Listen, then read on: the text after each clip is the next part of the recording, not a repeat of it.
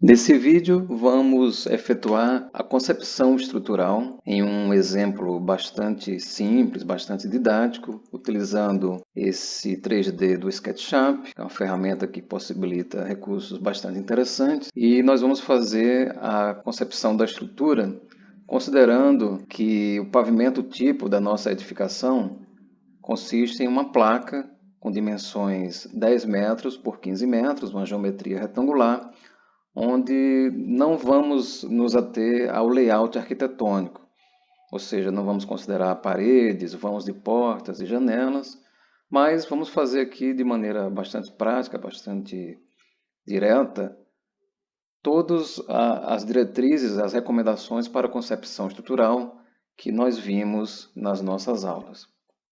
Bom, diante da necessidade de ocupação, né, disputa pelo espaço, é muito comum e a principal alternativa é justamente a verticalização das construções. Então vamos supor, né, que no nosso exemplo aqui, o que se deseja é estruturar uma edificação muito simples, com um pavimento térreo, dois pavimentos elevados, altura entre os níveis dos pavimentos de 3,50 metros, e nós vamos proceder então à concepção, né, o lançamento, a consideração inicial de uma estrutura reticulada em elementos de concreto armado que possa permitir a execução dessa obra de maneira eficiente, estável, segura e econômica. A concepção estrutural, né, o lançamento da estrutura, inicia-se sempre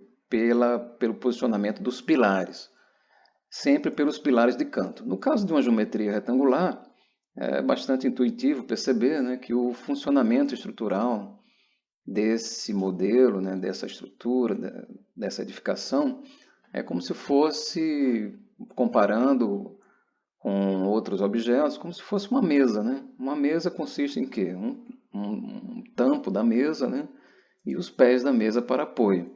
Então, no caso de estruturas para edificações de pequeno porte, estruturas convencionais, a filosofia é basicamente seguir esse princípio. Neste exemplo, com dimensões do pavimento típico de 10 por 15 metros, com a geometria do pavimento tipo como sendo a geometria retangular de 10 por 15 metros, e com esse lançamento de pilares de canto, o que nós observamos é que a distância entre eixos dos pilares em uma direção é de 9,80 metros, na outra direção 14,80 metros.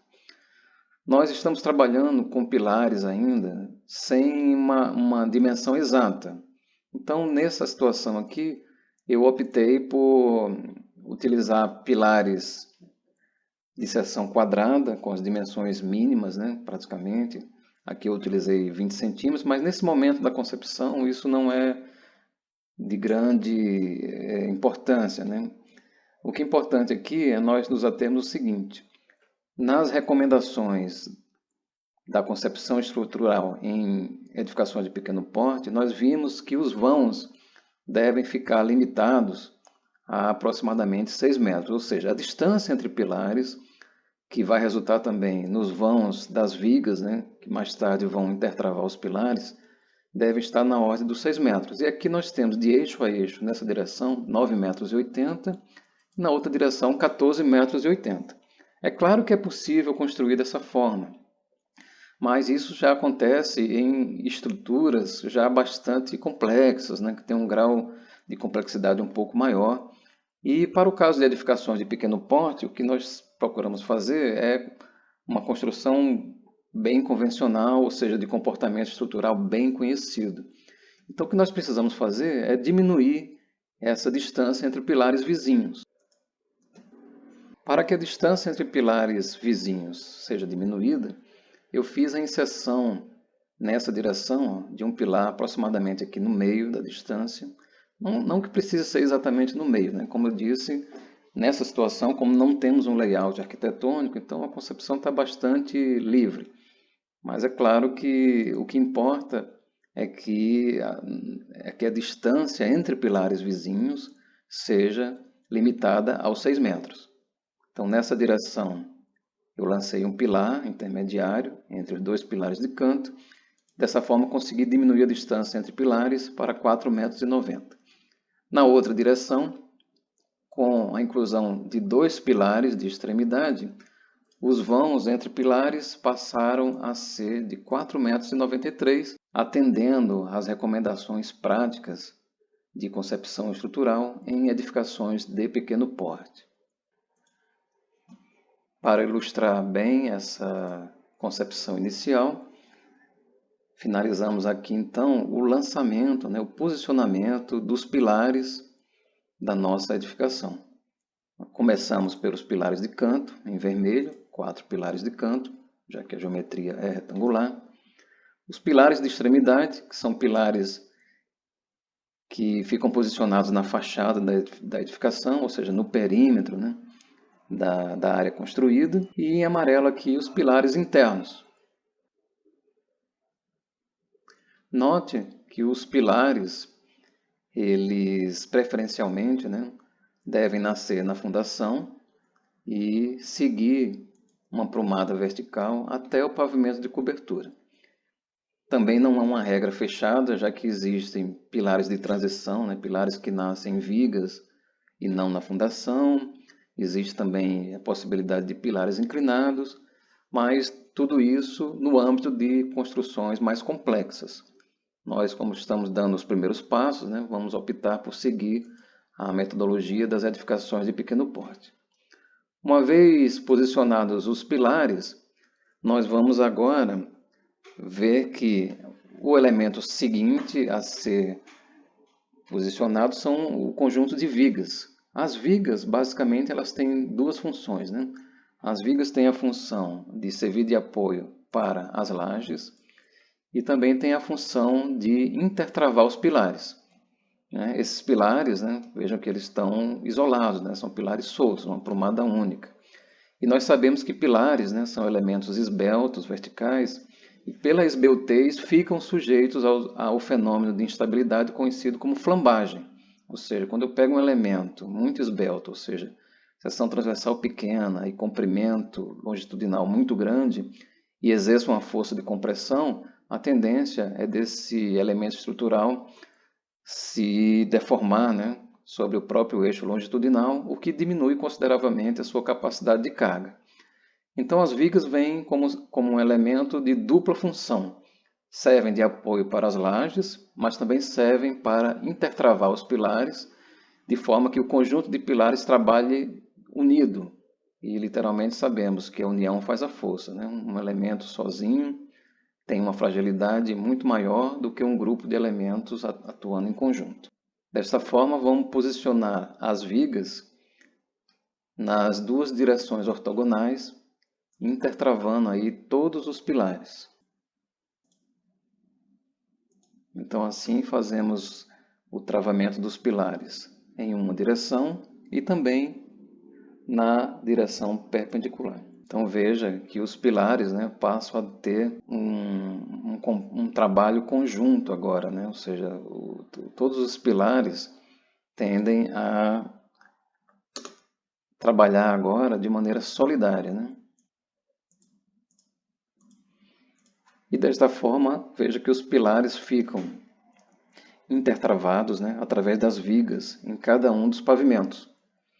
Então perceba que essa estrutura, agora com os pilares interconectados, tem uma capacidade de resistência a esforços mecânicos muito maior do que quando os pilares eram elementos isolados. Então as lajes cumprem essa função, servem de apoio para as lajes e servem também para intertravamento dos pilares. Na sequência de concepção estrutural, veja então que a fase de posicionamento dos pilares é uma fase mais, digamos assim, exige mais atenção com relação às interferências e otimização de espaço. Já as vigas são elementos que vêm em consequência dos pilares. Uma vez que eu tenha definido os pilares, as vigas surgem naturalmente, ou seja, as vigas têm que intertravar, interconectar os pilares nas duas direções. Com relação às lajes, também já passa a ser uma consequência, as lajes são uma consequência do posicionamento das vigas, ou seja, em cada perímetro fechado de vigas, né, em cada perímetro fechado de vigas, eu vou posicionar ali uma laje.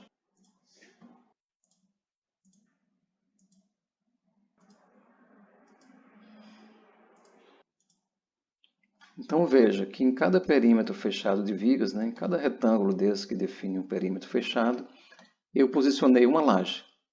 Ora, é claro que depois de executadas as lajes, né, quando você visita a obra, a impressão que você tem é que é uma laje única. Mas na verdade não. Cada perímetro fechado de viga gera uma laje. E essas lajes, através do detalhamento das armaduras de concreto armado, elas são solidarizadas, ou seja, elas trabalham como lajes contínuas. São elementos isolados que são convenientemente amarrados, digamos assim, entre si de forma a que atuem de maneira conjunta. É o que chamamos de laje contínua.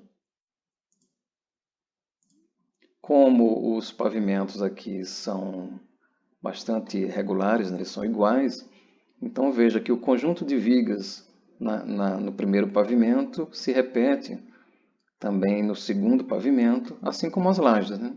Os pavimentos são pavimentos tipo, então, tanto do ponto de vista arquitetônico, se houvesse um layout arquitetônico, que não é o caso, como do ponto de vista do comportamento estrutural.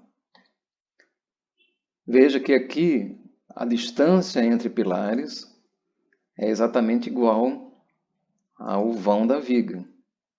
Então, essa viga é uma viga contínua, né, de 3 vãos, onde cada um dos vãos possui exatamente a mesma distância entre os pilares vizinhos, né, que funcionam como apoio dessa viga. Então, dessa forma é que é feita a concepção estrutural, de forma bastante simples, né, nesse exemplo principalmente, onde não há o layout arquitetônico.